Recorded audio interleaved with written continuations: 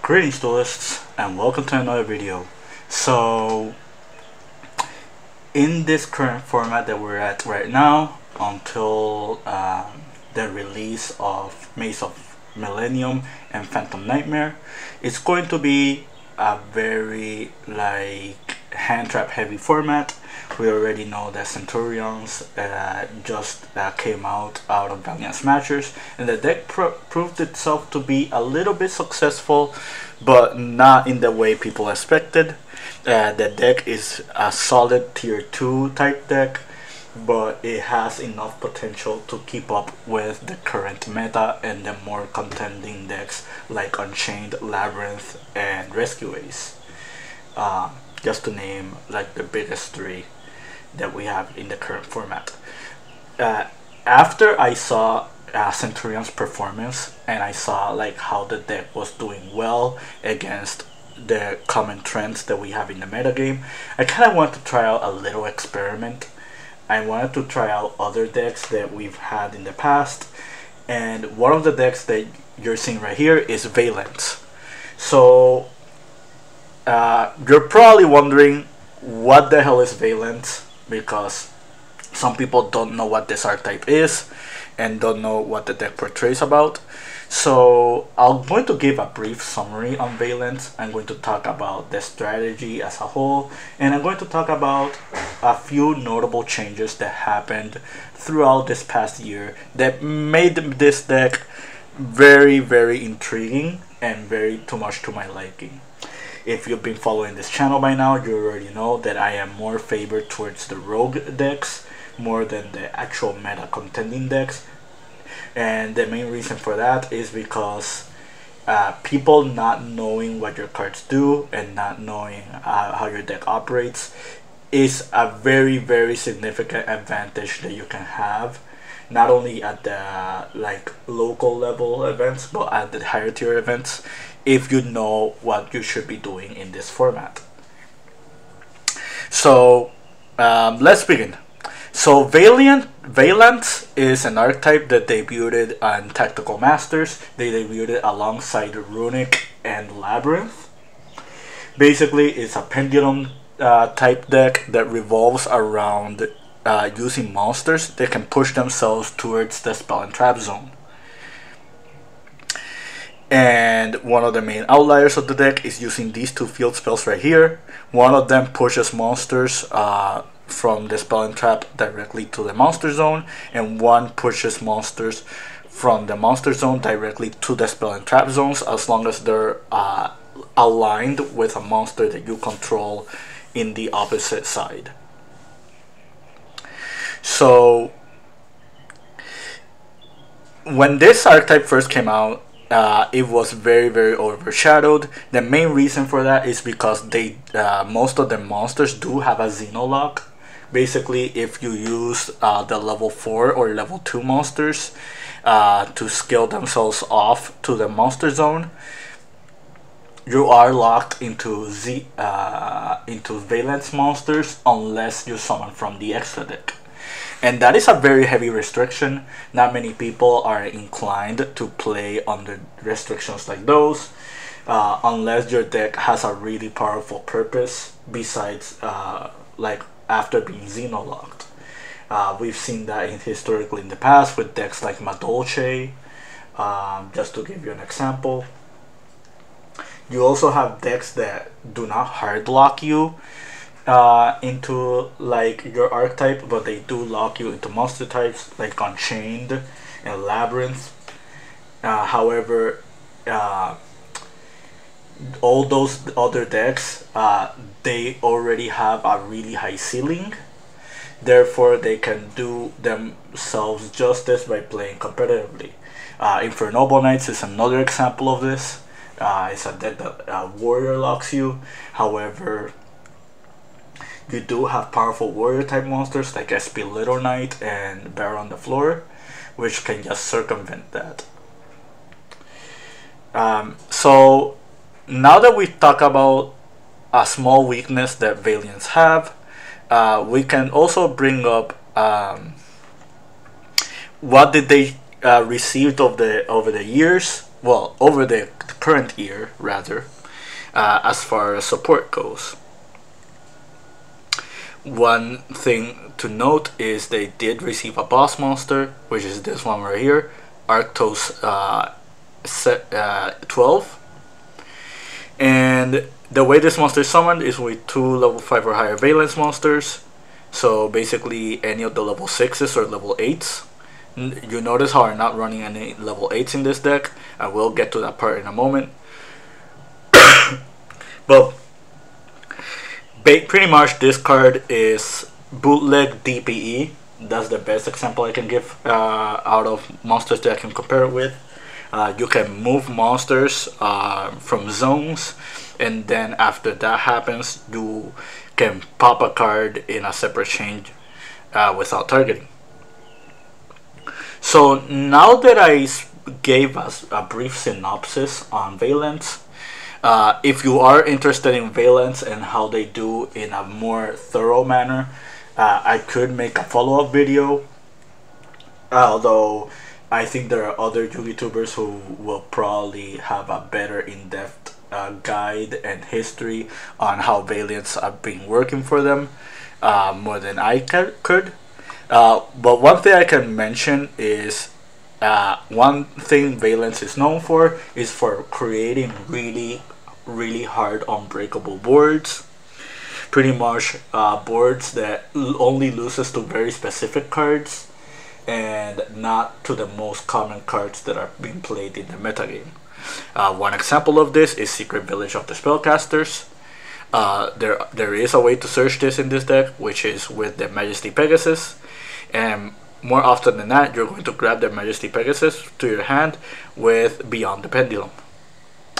In the OCG, this lock is a lot easier to perform because heavy metal false electromite is in the game.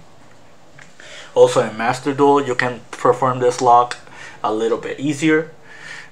In this deck, if you don't open with Kyudo, Kendo, or the Karate Spirit, you're kinda always going to search for these with your Beyond the Pendulum effect. Now that I gave a brief synopsis on what you're trying to do with this deck, let's talk about the ratios. You notice how I'm not playing any hand traps. The main reason for that is because this is a Pendulum focus deck. The only Pendulum focus deck right now that can safely play hand traps without ruining its consistency, it would be a deck that involves the Supreme King engine. However, I am not playing the Supreme Kings, and the main reason for that is because one, I had not had enough practice with the deck, and two, it just makes your deck a little bit weaker to hand traps, or at least to the more common cards that are being played currently in the metagame. So I opted for another engine, and that engine is Meluseek with Malwisp. For any deck that does not rely on its normal summon, I think this engine is phenomenal. For starters, these monsters are spellcasters, and the reason that is important is because we are playing Artemis, the Majesty's Moon Maiden. And if you want me to explain this engine, I can do so, but pretty much TLDR, this engine can set up a Herald of Arclight before your 5th summon, so you will be like contained against stuff like Nibiru. You are contained against other like very problematic hand traps. Herald of Arclight itself makes it so your opponent cannot send cards to the graveyard, so a Fed Vader, Droll and Lockbird, and like Ghost Ogre are 3 cards that are already shut down if you end up getting to this card. Another really cool thing is this engine is great going first, but it's also great going second. Going second, you just normal summon Meluseek, and this already applies a lot of pressure, because if your opponent gets rid of the Meluseek, you're going to end up grabbing Malwisp, which is going to resummon the Meluseek. But if they don't get rid of the Meluseek can attack directly, and then it can take away one card from the field. And take note, this effect is during the damage step and it does not destroy. So it does bypass stuff like the Centurion protection effects, Unchained monsters floating, and stuff like that.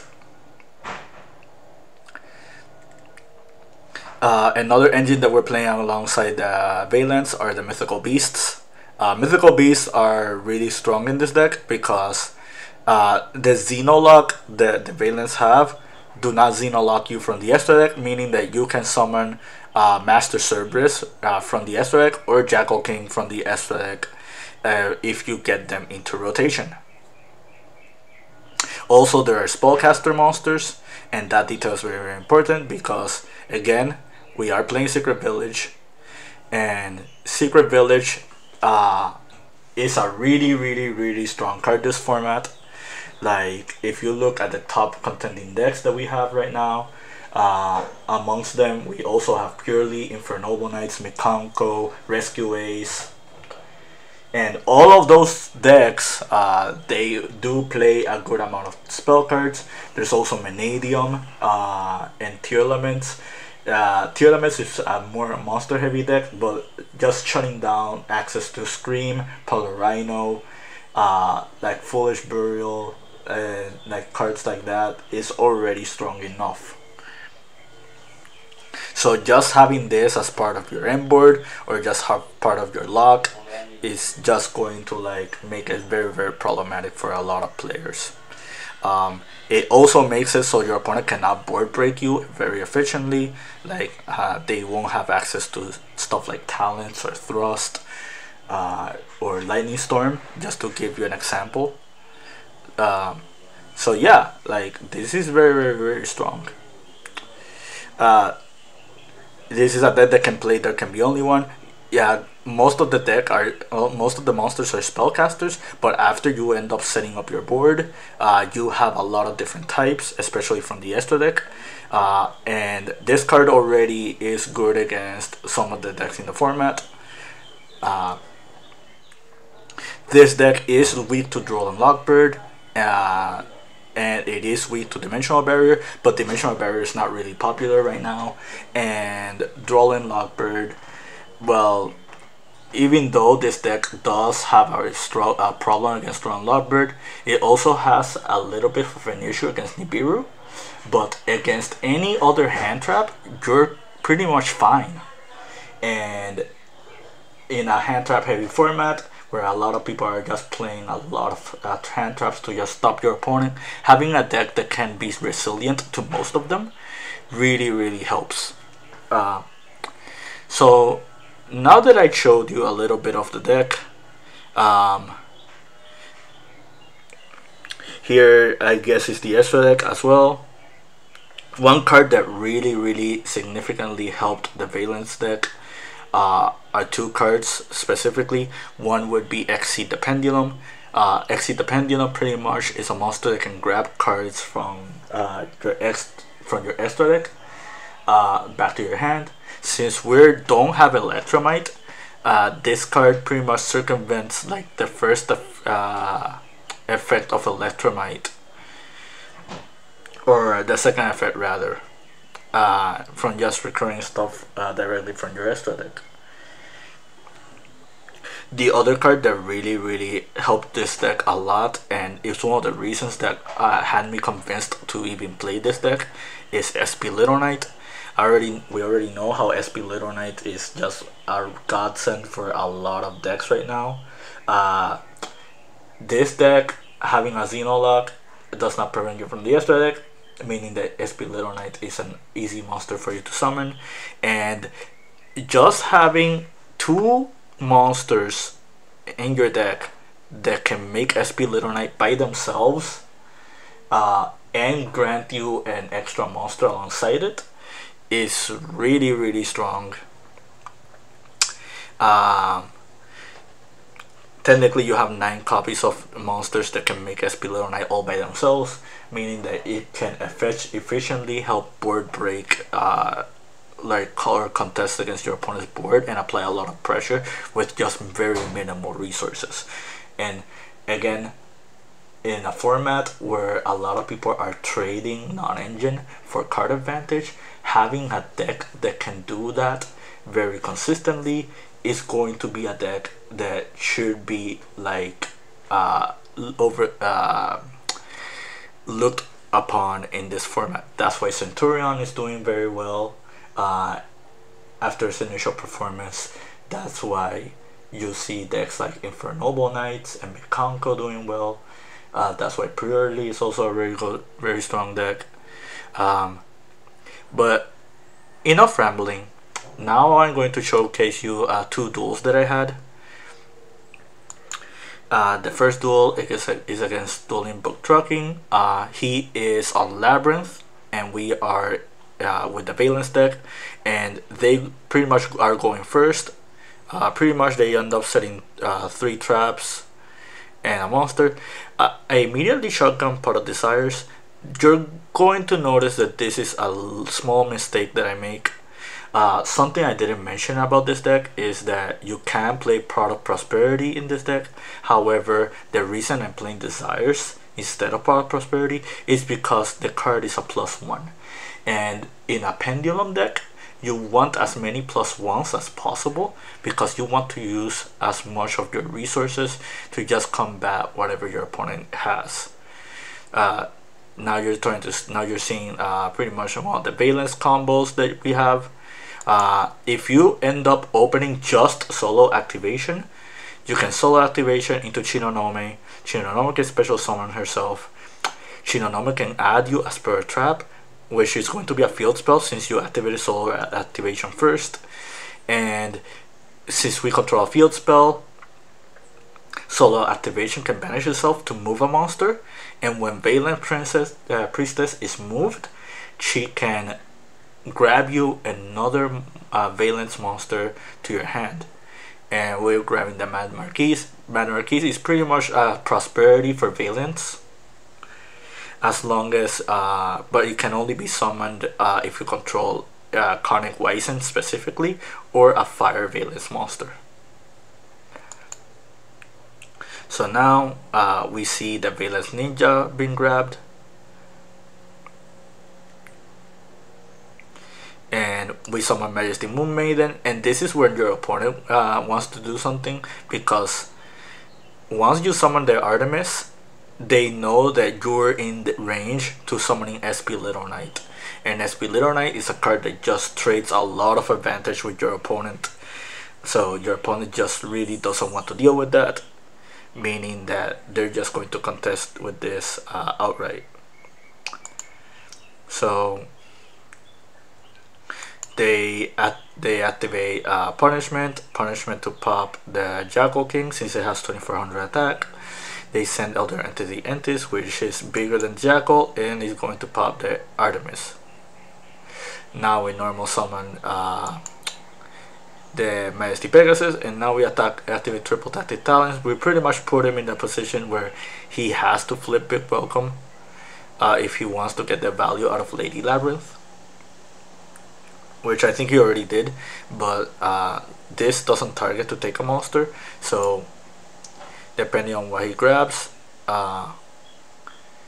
he ends up grabbing Kuklok. He discards the Kuklok. I summon IP Masquerena. He doesn't respond. I summon SP Little Knight, banishing the Welcome Labyrinth. I summon the Baron Buster, and now I grab Exceed the Pendulum. Exceed the Pendulum is going to grab a card to her hand, and I made a very small misplay. What I should have done here is try to scale to summon another Pendulum, because I thought the Exceed the Pendulum will gain attack for monster pendulums I control, but it's specifically monsters. And now he summons Yama. Yama grabs Charvara. Now this confirms that he is playing the Unchained hybrid, and this is pretty much going to be the end of the duel. I'm going to end up scooping it up. The bigger issue here was me activating Pot of Desires a little bit too early. Sometimes it's a risk factor we have to take. but I kind of just wanted to like bait a card since I was getting more card advantage that way. But now we go first, and now we're going to Small World. Small World is going to banish Hoyo for Jackal King for Meluseek, and this is the Meluseek combo. Pretty much you're turning that into Artemis. You're going to turn that into Malwisp. Malwisp is going to resummon, and now we have Herald of Arclight. So now we have protection against anything. And now we're doing the solo activation combo, which is the combo you saw last turn. However, now we're going to do something a little bit different. This is the combo that you do if you open Shinonome and not the solo activation. Basically with Shinonome, you're going to grab the solo activation. Solo activation is going to activate the Nazuki, and the Nazuki is going to summon herself since we control a water Vaylantz. And Nazuki can move the Shinonome to another monster zone. And since we did that, the Shinonome is going to trigger, and Shinonome is going to grab us a Vaylantz monster. Since we have the Conic Wizen, we're going to grab the Mad Marquis, and our opponent is just going to scoop it up. So now we go second. He opened Arias, Lady Kukluk, Local Labyrinth, and Full Force Virus. So not only does he have access to his Labyrinth cards, like he pretty much has everything in rotation. We have Tisibu, Meluseek, Cyclone, Desires, and Chirabancho. So they activate the Welcome, they activate Lady, they set Dimensional Barrier. So they reset Welcome Labyrinth, and this is where you're going to see how Meluseek plays a very important role in this deck. Pretty much what's gonna end up happening is we're going to normal summon the Meluseek. We're locked on the Dimensional Barrier, so this is pretty much our main play since we cannot use the Pendulums this turn. And now he's doing Full Force Virus. He looks at our hand. We don't have any monsters, and now the Meluseek is going to trigger. The Meluseek is going to grab that's the Malwisp. The Malwisp is going to special itself, and the Malwisp is going to summon the Meluseek. And now what we're going to do is we're going to turn the Meluseek into Artemis. And we're going to do triple talents. The reason we're doing that is because the last card that is set is Big Welcome Labyrinth, since we already know. And he cannot flip it this turn since he already flipped the Full Force Virus. So we grab that. Well, actually, he could activate Big Welcome, but he needed to activate it there on that spot, and now he can no longer flip the Big Welcome since he does not control a Labyrinth monster. So I pretty much just banish it. We topped the Jackal King, the Master Cerberus, and the Master Cerberus is going to grab us Jackal King. We're going to tribute over the Malwisp for the Jackal King, and we're going to activate Pot of Desires. We're pretty much doing this, that way any monster top deck that he grabs is not going to be valuable, since we can just negate it with the Jackal King. So now we're going to do Desires. We're going to show two cards. One is Scion, one is Hoyo. The Scion gets popped because of Full Force Virus, and the Hoyo is grabbed into our hand. They're doing Ice Red Inspiration. We chained SP Little Knight. That way we don't lose the Jackal King, and the Jackal King can just come back next turn. We're pretty much like in a top deck game where we have to trade resources. He summons Chandelier. We activate, we flip immediately. There can be only one. That way he has to get rid of one of his monsters, and now he does SP Little Knight. SP Little Knight banishes, and we end up top decking another copy of There Can Be Only One. And this is the last turn for Full Force Virus. So now we go for Beyond the Pendulum. It's going to grab the Spirit. We're going to Pendulum Summon, and that's pretty much the end of the game. And this just shows you just how powerful Meluseek is by itself. I think this engine is very underrated. not many people are looking into this engine, and I feel like any deck that does not need its normal summon is just going to greatly benefit out of this engine more than not. So now we're going to show you a second replay. This our opponent has 14,000 rating, so this is a very high skilled opponent that we're playing. They're on Rescue Ace. So now we're summon Meluseek into Meluseek. So I made a huge misplay here. The misplay that I did is I did not activate Master Cerberus before summoning the Meluseek. And that means that our extra monster zone is no longer occupied. You can also make the argument for playing Linkuriboh, and Linkuriboh having a downwards arrow, meaning that you can just play that way. But I pretty much just left it at this position. We're going to test our opponent to see if they actually do play spell cards or not. And as you can see from their hand, they have 4 spell cards, all of them which are like non-fungible at the moment. A previous build that I used to play was playing multiple Meluseek. If you end up doing that, you can punish your opponent for just attacking over Meluseek, because that means that you can just grab another Meluseek, resummon it, and then just summon another Meluseek. Resummon Meluseek. And that's pretty much just going to be the end of the game, because they pretty much gave you even more monsters. So now we're going to activate the Vaylantz. We're going to activate multiple of the Vaylantz. They do have contain set, but the contain is not going to be enough. We're going to grab Shinonome with the Mad Marquise effect. We summon Beyond the Pendulum. They're going to contain. We're going to tribute summon for Jackal. We're going to activate Shinonome's effect. They summon Turbulence. So the reason we don't negate with Jackal King is because the last thing we want is to fall under Nibiru. The Turbulence is not really doing anything right now,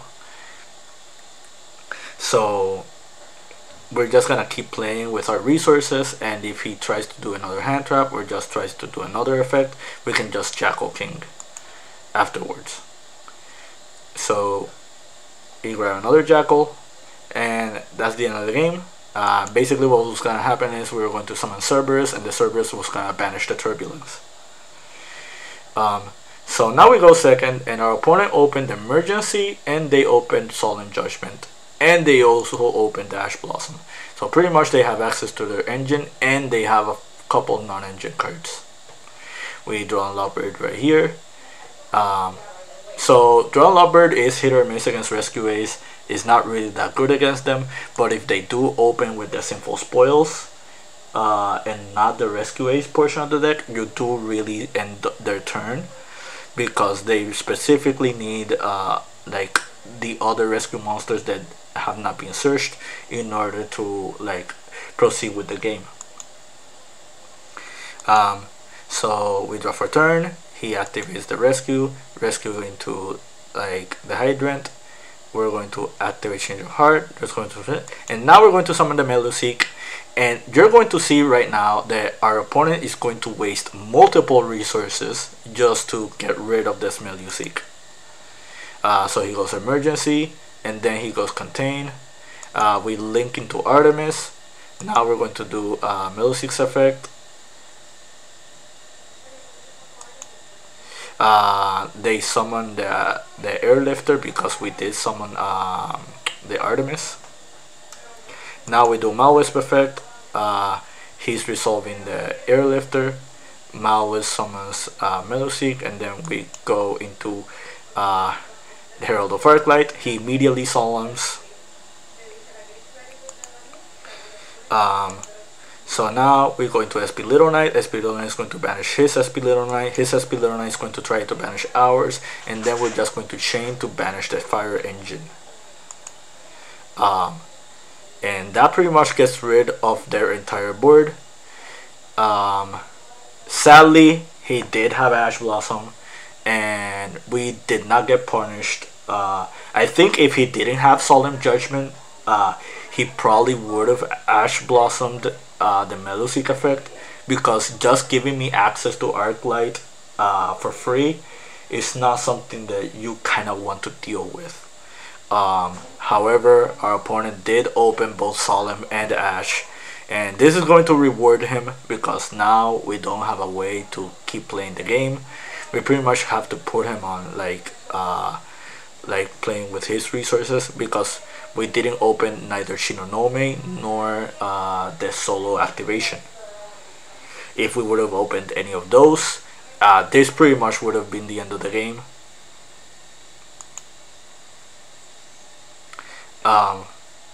And we probably would have won 2-0, but sadly that's not the case. He's just going to generate a lot of advantage now.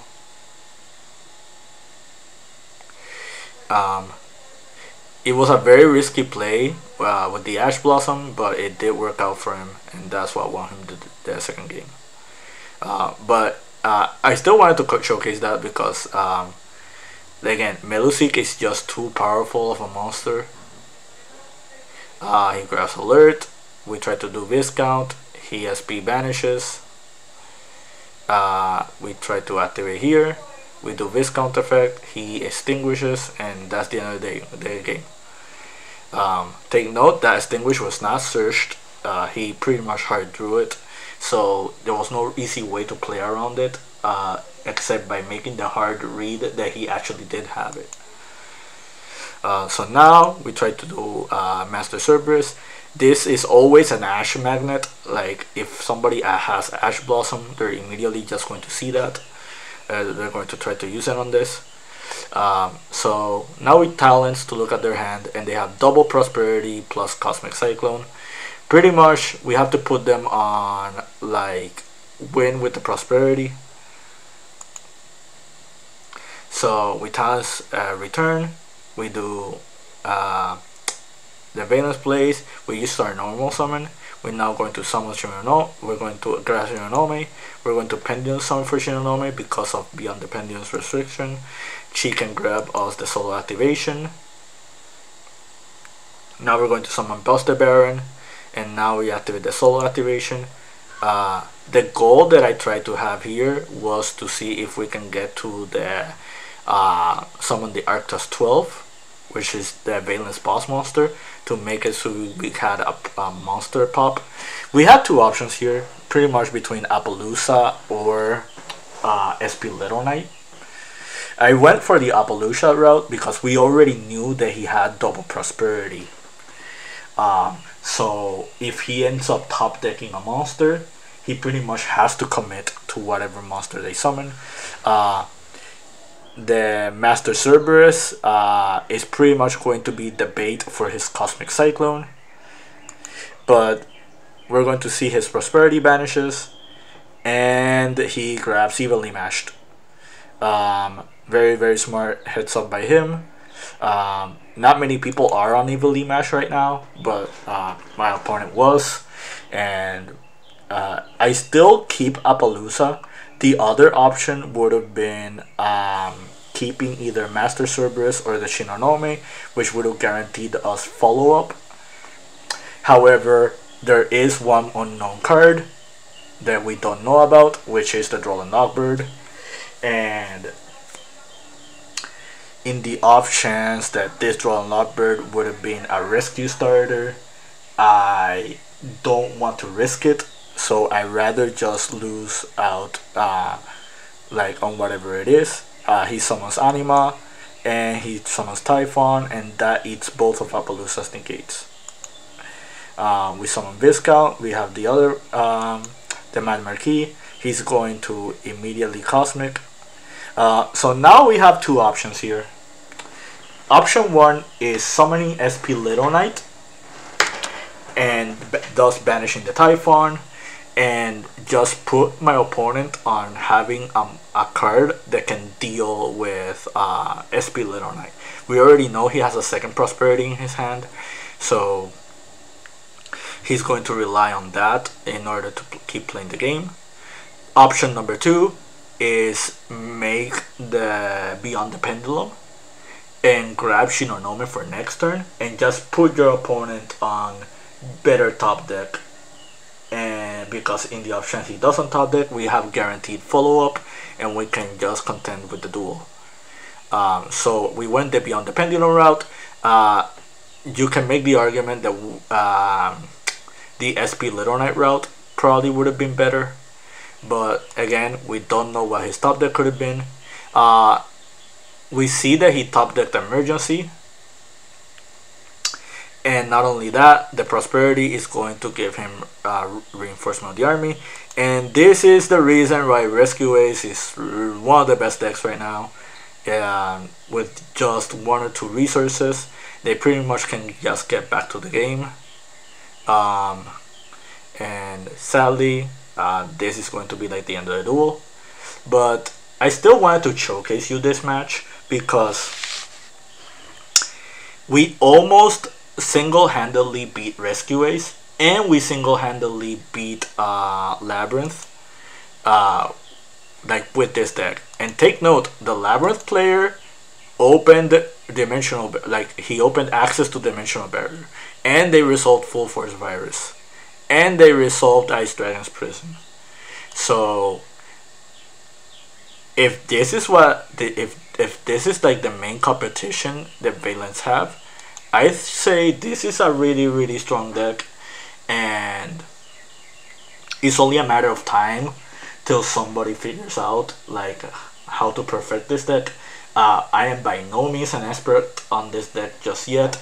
I still think there's a lot of things that we can do to tinker around with ratios or play other engines, like for example the Supreme King engine, or Zephyros, or Endymion, or like other variants that you can play. But yeah, I hope you found this video informative. I hope you found this to your liking and understanding. We are limited in videos because I do have people like celebrating the holidays. However, more content will come soon. That much I can promise you. Until then, keep practicing and keep doing.